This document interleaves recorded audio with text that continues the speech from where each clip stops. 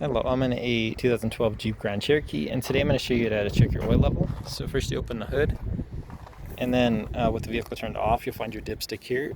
We'll pull it all the way out. And then I'd wipe it clean with a good rag or paper towel, and then stick it all the way back in. And then pull it all the way back out again.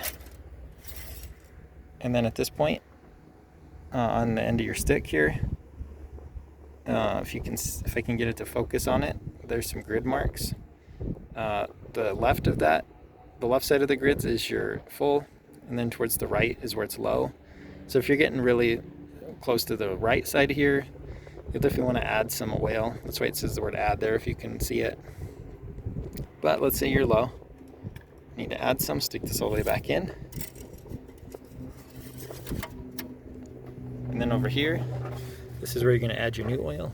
Make sure you're using the proper type of oil, as well as ideally the same synthetic, conventional, and brand of oil you've been using. Better not to mix and match if you can help it. But you'll just unscrew this cap, and either with a funnel or straight from your quart jug, just fill as needed. And try not to overfill as well, because that could cause issues. But screw this back on nice and tight. And then at this point, I would start the motor for like 5 seconds to sort of circulate that new oil. Turn the motor off, and then repeat the process we did in the beginning with this dipstick to see if we're on that full mark now. And all that said, I wouldn't do any of this in replacement of regular oil changes, which typically, depending on type of vehicle, motor, mileage, type of oil, you'll do usually between 3,000 to 8,000 miles or so between oil changes.